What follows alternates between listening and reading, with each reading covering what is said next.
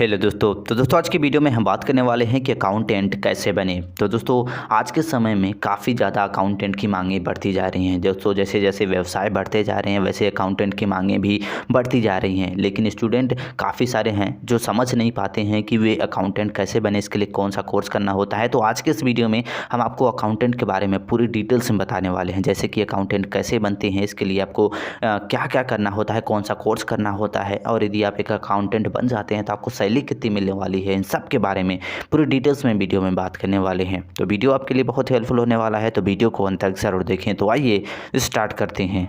तो दोस्तों स्वागत है हमारे यूट्यूब चैनल करियर फोकस 2.0 में। तो दोस्तों सबसे पहले हम बात कर लेते हैं कि अकाउंटेंट क्या होते हैं और इनका काम क्या होता है। दोस्तों अकाउंटेंट किसी भी कंपनी या फिर बिजनेस का एक इकाई कर्मचारी होता है। दोस्तों वो किसी भी कंपनी या फिर व्यापार में जो भी लेखा जोखा होता है, जो भी वृत्ति यानी कि जो भी वृत्ति संबंधित कार्य होते हैं उसे देख रेख करना होता है, या फिर जो भी कंपनी में लाभ हो रहा है, प्रॉफिट हो रहा है या फिर हानि हो रही है, कंपनी में कितना घाटा लग रहा है, ये सारा जो डाटा होता है वो कलेक्ट करना ही एक अकाउंटेंट का काम होता है। कितनी कंपनी कितना पैसा अर्न कर रही है, कहाँ से कितना पैसा आ रहा है, कहाँ पे कितना पैसा लगाया जा रहा है, ये सारा जो काम होता है वो अकाउंटेंट का होता है। तो दोस्तों अगर आप भी एक अकाउंटेंट बनना चाहते हैं तो सबसे पहले आइए हम बात कर लेते हैं कि अकाउंटेंट कितने प्रकार के होते हैं। दोस्तों अकाउंटेंट सबसे पहले नंबर पे आता है इसमें फाइनेंशियल अकाउंटेंट, दूसरा आपका होता है कॉस्ट अकाउंटेंट, तीसरा आपका होता है मैनेजमेंट अकाउंटेंट। ये 3 प्रकार के अकाउंटेंट होते हैं। अब आइए हम बात कर लेते हैं कि यदि आप भी एक अकाउंटेंट बनना चाहते हैं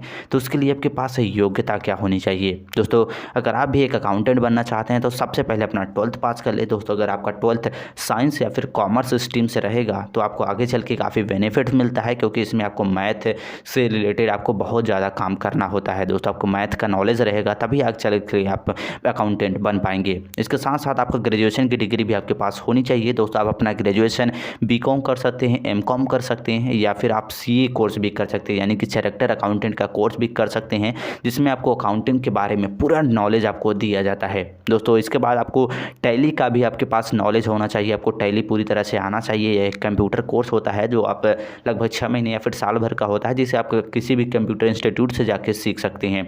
इसके साथ साथ आपको कंप्यूटर का बेसिक नॉलेज भी होना चाहिए, कंप्यूटर कैसे चलाते हैं, कैसे टाइपिंग किया जाता है, टाइपिंग स्पीड भी आपकी अच्छी होनी चाहिए।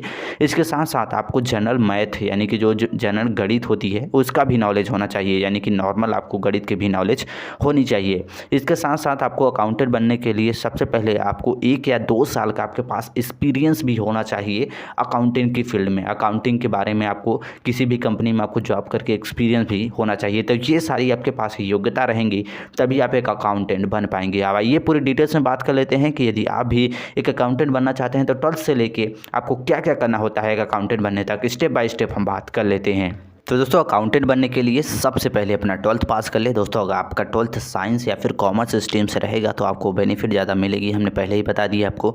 इसके बाद आपको अपना ग्रेजुएशन कंप्लीट करना होता है। दोस्तों ग्रेजुएशन आप बीकॉम कर सकते हैं या फिर आप सीए का कोर्स होता है उसे भी आप कर सकते हैं।